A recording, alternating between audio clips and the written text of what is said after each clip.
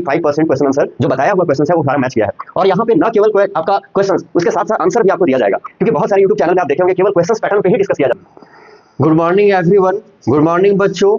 आज हम लोग जो है VVI क्वेश्चन जो 5 मार्क्स का रहता है उस पर हम लोग डिस्कस करने वाले हैं। प्रीवियस 5 ईयर्स से मैं ऑफलाइन ऑनलाइन क्लासेस ले रहा हूँ, जिसमें बहुत सारे बच्चों को जो डाउट रहता है वो तो क्लियर करवाने के साथ साथ क्वेश्चन आंसर पे भी हम लोग डिस्कस करते हैं। प्रीवियस 5 ईयर्स से 95% क्वेश्चन आंसर मैच किया है। मैं जो भी लास्ट सेशंस के अंदर जो भी मैं क्वेश्चन आंसर बताता हूँ उसमें आपको बने रहना है, क्योंकि प्रीवियस 5 ईयर्स से 95% क्वेश्चन आंसर जो बताया हुआ क्वेश्चन है वो सारा मैच किया है। और यहाँ पे न केवल आपका क्वेश्चंस, उसके साथ साथ आंसर भी आपको दिया जाएगा, क्योंकि बहुत सारे यूट्यूब चैनल में आप देखे होंगे केवल क्वेश्चंस पैटर्न पे ही डिस्कस किया जाता है, लेकिन आज हम लोग क्वेश्चंस के साथ साथ आंसर भी डिस्कस करेंगे। और ये श्योर है आपका 95% क्वेश्चंस ये आएगा ही आएगा। जो मैं बताने वाला हूँ उस पर आप टिके रहिए, क्योंकि अगर आप एक बार पढ़ लेते हैं तो ये श्योर है कि आपका पूरा मार्क्स आएगा, क्योंकि आपके पास टाइम बहुत कम है, लिमिटेड टाइम है। तो आप ये जो क्वेश्चन आंसर हम बताने वाले हैं उस पर ध्यान दीजिए और उसको प्रैक्टिस कीजिए। जहाँ पे जो डाउट्स रहेगा उस पर आपको कमेंट सेक्शंस में पूछना है। मैं लाइव भी आने वाला हूँ और मैं उस पर डिस्कस भी करूँगा। और ये वीडियोस मोस्ट इंपॉर्टेंट होने वाला है, क्योंकि जो भी VVI क्वेश्चंस अभी हम डिस्कस करेंगे, अदर क्वेश्चंस पैटर्न पे भी नहीं जाना है, केवल VVI क्वेश्चंस पे डिस्कस करना है, क्योंकि एग्जाम का बहुत कम टाइम है, लिमिटेड टाइम है आपके पास। और टाइम को इंपॉर्टेंस देते हुए भी हम लोग सारे क्वेश्चंस पे देखेंगे और जो आने वाला क्वेश्चन है उस पर केवल डिस्कस करेंगे। और आपको अभी जो है जो चैप्टर बताने वाले हैं वो उप्स कॉन्सेप्ट चैप्टर पढ़ाने वाले हैं, और ये जैक, CBSE, ICSE तीनों बोर्ड के लिए इंपॉर्टेंट है। उप्स से आप प्रीवियस 5 ईयर्स या 10 ईयर्स का क्वेश्चन पैटर्न उठा के देख लीजिए, उप्स कॉन्सेप्ट से क्वेश्चंस रहता ही रहता है। तो आपको उप्स कॉन्सेप्ट पूरा क्लियर कर लेना है, जो कि अभी हम डिस्कस करने वाले हैं। उस कॉन्सेप्ट्स में जितना भी टॉपिक है सभी को स्टेप बाय स्टेप हम लोग देखेंगे, उसके साथ साथ आंसर भी चेक करेंगे। यहाँ पे आंसर भी आपको बताया जाएगा, हम लोग क्वेश्चंस के साथ साथ आंसर देखेंगे। अब हम लोग जो है उप्स कॉन्सेप्ट्स पे अभी डिस्कस करने वाले हैं, जो चैप्टर आप लोग से अभी बताया तुरंत, जो कि OOPs concepts object oriented programming language in C++। और ऑब्जेक्ट ओरिएंटेड प्रोग्रामिंग लैंग्वेज होता क्या है, उप्स कॉन्सेप्ट्स के अंदर क्या क्या आता है, वो भी अभी हम लोग देखने वाले हैं। और इस उप्स कॉन्सेप्ट से एक क्वेश्चन रहता ही रहता है, तो आपको क्या करना है, इस उप्स कॉन्सेप्ट्स को पढ़ना है। उप्स कॉन्सेप्ट्स अगर आप पढ़ के जाते हैं तो इससे श्योर है कि आपका जो VVI क्वेश्चंस के अंदर उप्स कॉन्सेप्ट से एक क्वेश्चन रहता है। तो आपको उप्स कॉन्सेप्ट्स अच्छे से पढ़ लेना है, जो भी हम बता रहे हैं ये आप जो है यहाँ पे देखेंगे। उसके अलावा अगर आपके पास नोट्स होगा तो वहाँ से भी आप उप्स देख सकते हैं। ऐसे ये रिसर्च किया हुआ नोट्स और वेरीफाइड नोट्स है, और इससे भी आप जो है पढ़ सकते हैं। अब यहाँ पे देखेंगे हम लोग उप्स कॉन्सेप्ट्स होता क्या है और उप्स कॉन्सेप्ट्स का यूज कहाँ पे हम लोग करते हैं, वो भी हम लोग समझने वाले हैं। देखिए, उप्स का मतलब होता है ऑब्जेक्ट ओरिएंटेड प्रोग्रामिंग लैंग्वेज। उप्स का मतलब होता है ऑब्जेक्ट ओरिएंटेड प्रोग्रामिंग लैंग्वेज, और ऑब्जेक्ट ओरिएंटेड प्रोग्रामिंग लैंग्वेज का मतलब होता है ऑब्जेक्ट बेस्ड चीज़ों को क्रिएट करना। जैसे कोई भी ऑब्जेक्ट है ना, कोई भी ऑब्जेक्ट है उससे रिलेटेड चीज़ें को क्रिएट करना ही ऑब्जेक्ट ओरिएंटेड प्रोग्रामिंग लैंग्वेज कहलाता है। जैसे एक एग्जाम्पल है, जैसे अगर हम कोई शेप बोलते हैं, ये भी क्या है, आपका एक ऑब्जेक्ट है ना। या फिर कोई यहाँ पे ऑब्जेक्ट हो, किसी भी तरीके का आप ऑब्जेक्ट का नेम ले सकते हैं। हमारे आसपास जो भी चीज दिखाई दे रहा है वो सारा चीज ऑब्जेक्ट है, यानी ऑब्जेक्ट रिलेटेड चीजों को क्रिएट करना ही ऑब्जेक्ट ओरिएंटेड प्रोग्रामिंग लैंग्वेज कहलाता है। अब ऑब्जेक्ट बेस्ड चीजों को कैसे क्रिएट किया जाता है, तो लैंग्वेज की रिगार्डिंग अगर हम लोग देखें तो ऑब्जेक्ट उप्स के अंदर जो पढ़ना है, क्लास हो गया, इनहेरिटेंस हो गया, इनकैप्सुलेशंस हो गया, पॉलीमॉर्फिज्म हो गया, डायनेमिक बाइंडिंग हो गया, ये सब जो है आपको पढ़ना होगा। जैसे क्लास, ऑब्जेक्ट, इनकैप्सुलेशंस, इनहेरिटेंस, पॉलीमॉर्फिज्म, अब्स्ट्रैक्शंस। अब यहाँ पे ये जो उप्स कॉन्सेप्ट्स है, इससे एक क्वेश्चन रहेगा, 100% श्योर है कि इससे आपका एक क्वेश्चन रहेगा, इसलिए उप्स आपको पढ़ के जाना है। उप्स कॉन्सेप्ट्स आप पूरा पढ़ के जाएंगे। अब उप्स के अंदर आपको सबसे पहले पढ़ना है क्लास, उसके बाद ऑब्जेक्ट देखेंगे, इनकैप्सुलेशंस देखेंगे, इनहेरिटेंस देखेंगे, उसके बाद पॉलीमॉर्फिज्म देखेंगे। तो सबसे पहले हम लोग आते हैं उप्स। आपको समझ में आ गया होगा उप्स होता क्या है, यानी हमारे आसपास जो भी चीज ऑब्जेक्ट, जो भी चीज दिखाई दे रहा है, ऑब्जेक्ट से रिलेटेड चीजों को क्रिएट करना ही उप्स कॉन्सेप्ट्स कहलाता है, ऑब्जेक्ट ओरिएंटेड प्रोग्रामिंग कहलाता है। अब उप्स कॉन्सेप्ट्स क्या क्या होता है, पाइथन के अंदर भी उप्स पढ़ना है, जावा के अंदर भी उप्स पढ़ना है, सी प्लस प्लस के अंदर भी उप्स पढ़ना है। तो ये आपका जो है सबसे पहले उप्स कॉन्सेप्ट्स के अंदर आता है क्लास। उप्स कॉन्सेप्ट्स का अगर हम लोग बात करें तो सबसे पहले हम लोग को यहाँ पे उप्स के अंदर पढ़ना है class. What is class, class होता क्या है। तो क्लास एक तरीके का ऑब्जेक्ट का कलेक्शन होता है। किसका कलेक्शन होता है, ऑब्जेक्ट का कलेक्शंस को हम लोग क्या बोलते हैं, क्लास बोलते हैं। यानी आप ऐसे भी लिख सकते हैं कलेक्शंस ऑफ ऑब्जेक्ट, है ना, कलेक्शंस ऑफ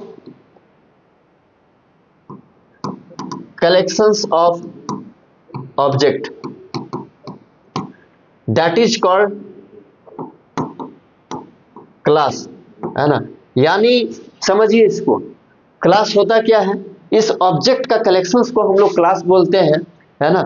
इस ऑब्जेक्ट का जो कलेक्शंस होता है उसको क्लास बोलते हैं। अब ऑब्जेक्ट क्या है, तो ऑब्जेक्ट जो होता है वो एक तरीके का, जैसे एक एग्जांपल हम आपको बता रहे हैं, रियल एंटिटी होता है। अब एक एग्जांपल देखिए, एक एग्जांपल आपको बता रहे हैं, जैसे यहाँ पे हम कोई सेफ लेते हैं, जैसे एक सेफ्स लिए। अब सेफ्स क्या क्या होता है, सर्कुलर भी होता है, रेक्टेंगुलर भी होता है, उसके अलावा पॉलीगोनल भी होता है। तो ये जो हम पार्टिकुलर सेफ का नेम ले रहे हैं, ये पार्टिकुलर सेफ का नेम जो ले रहे हैं वो आपका क्या कहलाएगा, ऑब्जेक्ट कहलाएगा। ये पार्टिकुलर जो सेफ का, हम जितना भी सेफ का नेम ले रहे हैं वो आपका क्या कहलाएगा, ऑब्जेक्ट कहलाएगा। अब अगर हम सेफ बोलेंगे तो वो क्या कहलाएगा, क्लास कहलाएगा, है ना। कलेक्शंस ऑफ ऑब्जेक्ट, ये जितना भी हम यहाँ पे जो है, जो ऑब्जेक्ट के बारे में हम लिखे हैं, ये सारे ऑब्जेक्ट का कलेक्शंस को हम लोग क्या बोलते हैं, क्लास बोलते हैं, है ना। तो सारे ऑब्जेक्ट का कलेक्शंस को क्या बोला जाता है, क्लास बोला जाता है। क्लास एक जो है रियल एंटिटी होता है। अब समझना है कि ये दोनों के अंदर मेजर डिफरेंस क्या है। अब यहाँ पे देखेंगे हाउ टू एक्सेस स्पेसिफाइड, तो एक्सेस कैसे करते हैं। तो इसके अंदर पब्लिक होता है, प्राइवेट होता है, प्रोटेक्ट होता है, इसके माध्यम से हम लोग क्या करते हैं, इसको एक्सेस करते हैं। उसके अलावा क्लास का नेम भी होता है, बॉडीज भी होता है। अब अगर यहाँ पे क्वेश्चन पूछा जाएगा, है ना, how to use class and object, है ना, क्लास और ऑब्जेक्ट का यूज करके आपको प्रोग्राम एक लिखना है। यहाँ पे जो है write a program to use class and object, एक क्वेश्चन से यहाँ पे जो है पूछा गया है, write a program to use class and object. यहाँ पे हो सकता है कि आपको जो क्लास और ऑब्जेक्ट के बारे में डेफिनेशंस लिखना हो, वहाँ पे आपको इस तरीके का प्रोग्राम भी लिखना है। अब प्रोग्राम के अंदर आपको क्लास और ऑब्जेक्ट का यूज करके इस प्रोग्राम को आप जो है लिखेंगे। एंड यहाँ पे सबसे पहले जो प्रोग्रामिंग में आप पढ़े होंगे, इसको हम लोग हेडर फाइल बोलते हैं। ये आपका क्या है, ये आपका हेडर फाइल है। अब जो है इसको हम लोग क्या बोलते हैं, ये आपका हेडर फाइल है, इसको हम लोग हेडर फाइल बोलते हैं। उसके अलावा नीचे जो है ये सब फंक्शन डिक्लेरेशंस है, ये सब जितना भी आप देख रहे हैं इसको हम लोग फंक्शन डिक्लेरेशंस बोलते हैं। ये आपको जो है syntax of C plus plus के अंदर समझाया गया था, इसको हम लोग फंक्शन डिक्लेरेशंस बोलते हैं। उसके साथ साथ यहाँ पे फ्लोट यूज किए हैं, पब्लिक यूज किए हैं, प्राइवेट यूज किए हैं, इसके बारे में भी हम पिछले क्लास में डिस्कस किए थे, है ना। अब यहाँ पे जो एम्प्लॉय है, यहाँ पे एक एम्प्लॉय लिया गया है, क्लास क्या है, एक एम्प्लॉय है। अब एम्प्लॉय का सारा डेटा जो होगा वो आपका ऑब्जेक्ट कहलाएगा। एक एम्प्लॉय लिया गया है ना, ये जो एम्प्लॉय है, बट किस तरीके का एम्प्लॉय है, एम्प्लॉय का कैरेक्टर क्या है, एम्प्लॉय का नेम क्या है, एम्प्लॉय का डेटा क्या है, उसका सैलरीज क्या है, वो सभी चीजों को देखने के लिए हम लोग को ऑब्जेक्ट के अंदर जाना पड़ेगा। तो इसी चीज को हम पहले आपको बताए थे, collections of object that is called class, यानी सभी ऑब्जेक्ट का कलेक्शंस को हम लोग क्या बोलते हैं, क्लास बोलते हैं।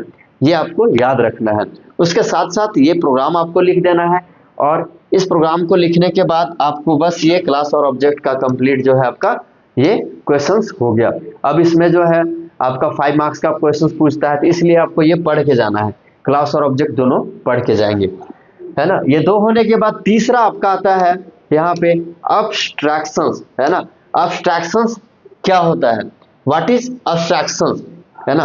अब्स्ट्रैक्शंस किसको बोलते हैं, तो यहाँ पे अब्स्ट्रैक्शंस जो होता है, अब्स्ट्रैक्शंस का मतलब होता है hiding internal detail and showing functionality, यानी इंटरनल डिटेल्स हाइड रहता है और फंक्शनैलिटी को शो करता है, दिस इज कॉल्ड अब्स्ट्रैक्शंस, है ना। तो यहाँ पे C++ is process hiding the implementations details and only the showing the essential details feature user and it's allow what of the object then rather than how to does it।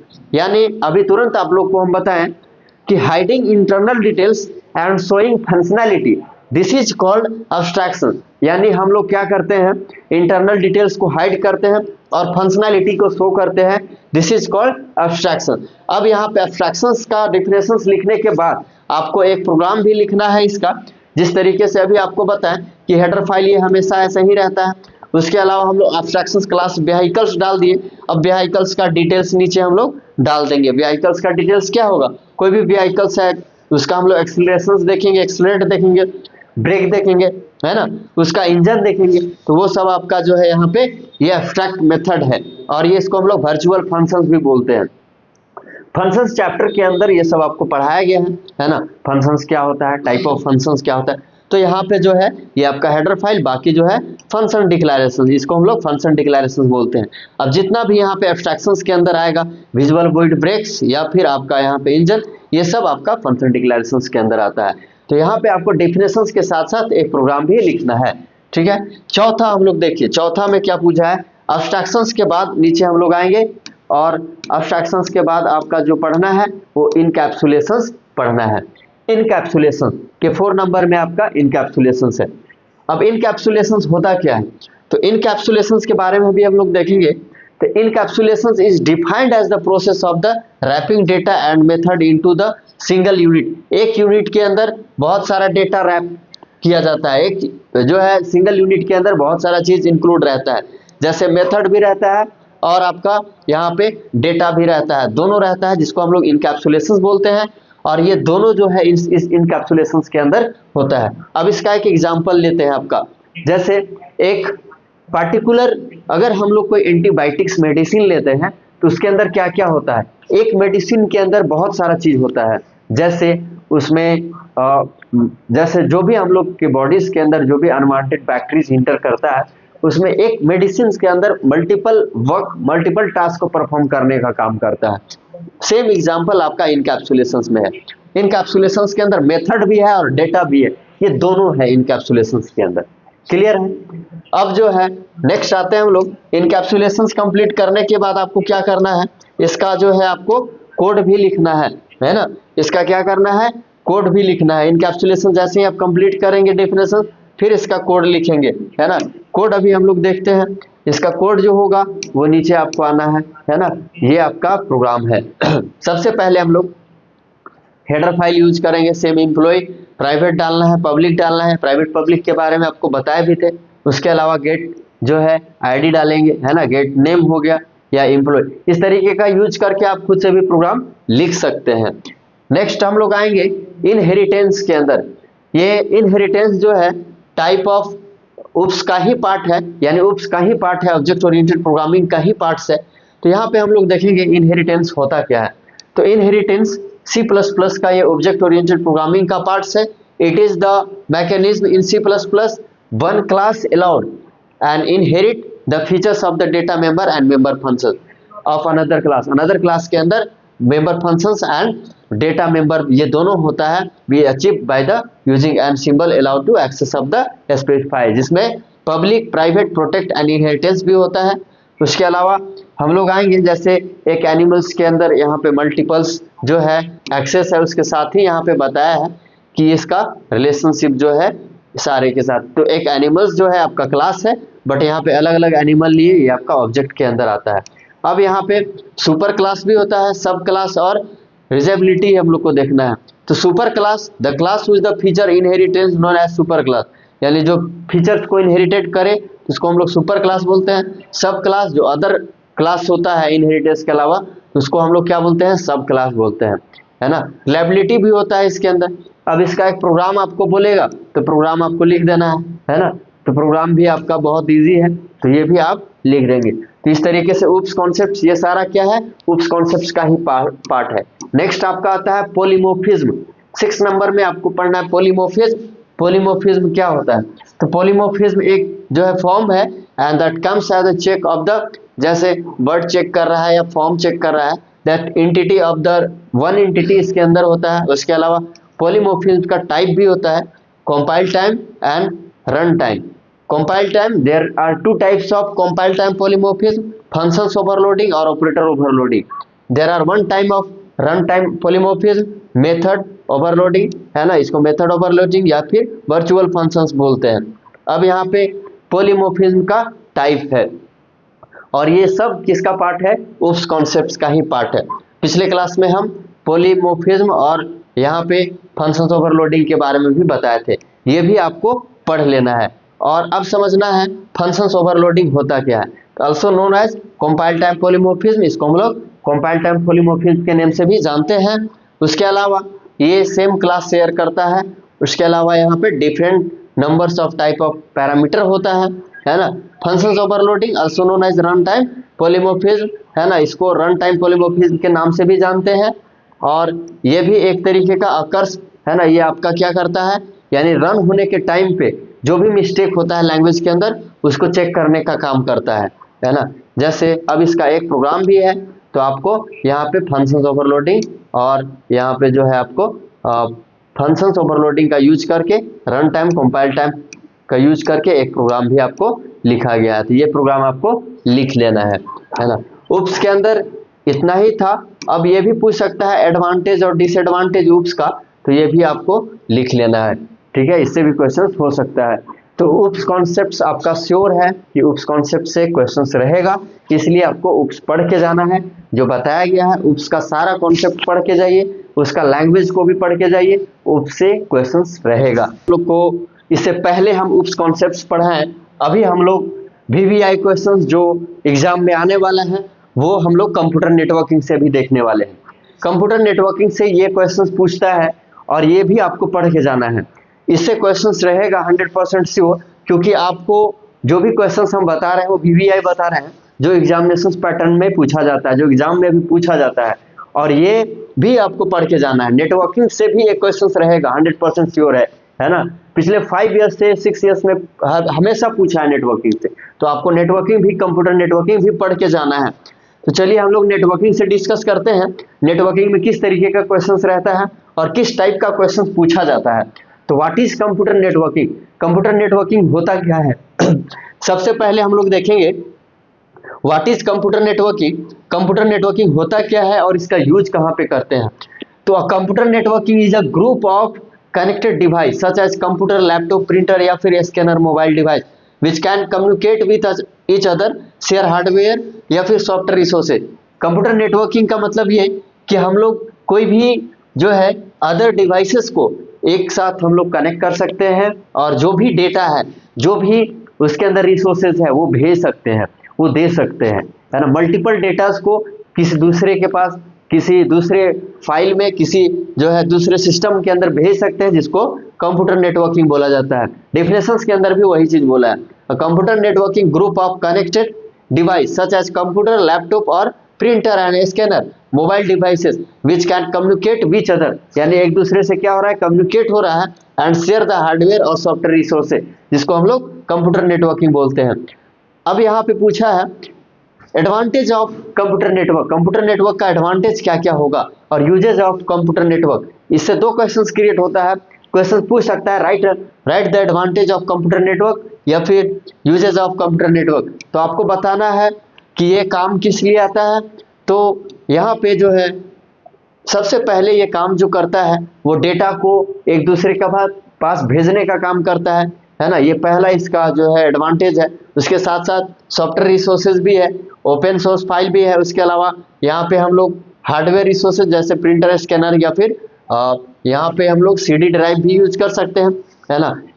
Storage capacity को increase करना या फिर जो है cost effective भी होता है, efficient भी होता है ना।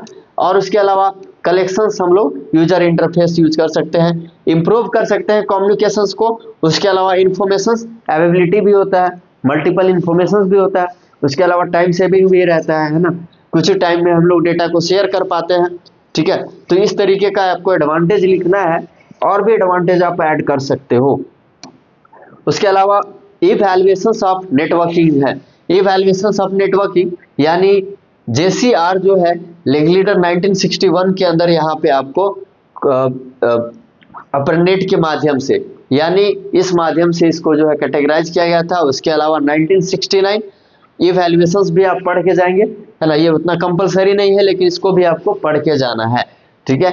यानी कब से कब तक कंप्यूटर नेटवर्किंग कैसे वर्क किया ये आपको पढ़ लेना है, ठीक है। दूसरा चीज टाइप्स ऑफ कंप्यूटर नेटवर्क, ये आपको पूछेगा, है ना, 100% श्योर है कि ये आपसे क्वेश्चंस पूछा जाएगा, इसलिए टाइप्स ऑफ कंप्यूटर नेटवर्क जो है आपको पढ़ के ही जाना है। जैसे लैन, वैन, मैन, है ना, तो यहाँ पे आपको टाइप्स ऑफ कंप्यूटर नेटवर्क 100% जो है आपको पढ़ के ही जाना है, ठीक है। तो सबसे पहले हम लोग देखेंगे लैन के बारे में, टाइप्स ऑफ कंप्यूटर नेटवर्क। तो सबसे पहले जो आता है वो लैन आता है, जिसको हम लोग लोकल एरिया नेटवर्क बोलते हैं। ऐसा नेटवर्क जो हमारे आसपास, यानी local area network is the collections of interconnected computer associated device that are the located in a close proximity। कहने का मतलब ये है कि हमारे आसपास, लोकल एरिया नेटवर्क का मतलब क्या, आसपास वाले डिवाइसेस को हम लोग क्या कर सकते हैं, कनेक्ट करके एक दूसरे से कम्युनिकेट कर सकते हैं, एक दूसरे के पास डेटा भेज सकते हैं, एक दूसरे से डेटा ले सकते हैं। तो वो आपका क्या कहलाता है, लोकल एरिया नेटवर्क, है ना। यानी आसपास में ही हम लोग वर्क को परफॉर्म कर सकते हैं, जिसको लोकल एरिया नेटवर्क बोलते हैं, ठीक है। जैसे एक दूसरे डिवाइसेस से यहाँ पे कनेक्ट किया गया है, आसपास वाले डिवाइसेस से कनेक्ट किया गया है, जिसको हम लोग लोकल एरिया नेटवर्क बोलते हैं। इसका कैरेक्टरिस्टिक्स क्या क्या होता है, तो लैन इज ऑक्यूपाइड, यानी small area network not more than 1-5 kilometre, 1 से 5 किलोमीटर तक के रेंज पे नहीं होता है। Usually operated and on by the single person, यानी सिंगल पर्सन क्या करता है, इसको ऑपरेट करने का काम करता है। उसके अलावा speed of data transfer high compare each of the other network, यानी आसपास होने की रीजन से इसका नेटवर्क बहुत स्पीड होता है। और उसके अलावा अदर नेटवर्क के मामले में इसका स्पीड जो है बहुत ज़्यादा अच्छा होता है। उसके अलावा easy to installations and maintenance, आसानी से आपको क्या करना होता है, इसमें इजी टू इंस्टॉल कर सकते हैं और मेंटेनेंस भी कर सकते हैं। ये बेनिफिट है लोकल एरिया नेटवर्क का, है ना, ये फायदा है लोकल एरिया नेटवर्क का। यानी लोकल एरिया नेटवर्क हमारे आसपास का नेटवर्क होता है, जहां पे हम लोग आसानी से एक दूसरे से कनेक्ट हो सकते हैं, एक दूसरे के साथ कम्युनिकेट कर सकते हैं, ठीक है। तो इस तरीके से हम लोग लोकल एरिया नेटवर्क को पढ़ सकते हैं। तो अभी आपको क्या क्या पढ़ना है, व्हाट इज नेटवर्किंग अभी तुरंत बताएं, ठीक है। एडवांटेज क्या होता है वो भी हम तुरंत पढ़ाएं। टाइप्स ऑफ नेटवर्किंग क्या होता है, जिसमें लोकल एरिया नेटवर्क बताएं, ठीक है। तो ये नेटवर्किंग का जो है अभी हम लोग मैन भी पढ़ने वाले हैं, लेकिन वीडियो जो है लंबा हो जाएगा, इसलिए हम मैन जो है नेक्स्ट वीडियो के अंदर लाने वाले हैं। तो कहने का मतलब आपको इतना पढ़ लेना है कंप्यूटर नेटवर्किंग के अंदर। अभी हम नेक्स्ट वीडियो में आपको बताएंगे कि मैन क्या होता है ना, मेट्रोपॉलिटन एरिया नेटवर्क क्या होता है। उसके अलावा हम लोग कैरेक्टरिस्टिक्स ऑफ मैन देखेंगे, उसके साथ साथ वैन देखने वाले हैं, यानी वाइड एरिया नेटवर्क देखने वाले। ये सभी पे हम लोग डिस्कस करेंगे, और ये बहुत इजी डिफिनेशंस है, तो आपको याद करने के लिए कोई समय नहीं लगेगा, बस आप एक बार देखेंगे आपको याद हो जाएगा इजी तरीके से, ठीक है। तो हम लोग नेक्स्ट क्लास में जो है मैन के बारे में डिस्कस करने वाले हैं, ठीक है। तो नेक्स्ट क्लास में आपको कंप्यूटर नेटवर्किंग का दूसरा पार्ट 2 आने वाला है। चलिए आज के लिए इतना ही, नेक्स्ट क्लास में आपको जो है नेटवर्किंग का पार्ट 2 आएगा। वीडियो में बने रहिए, जहां डाउट रहेगा वहां पे आपको कमेंट सेक्शन में पूछना है।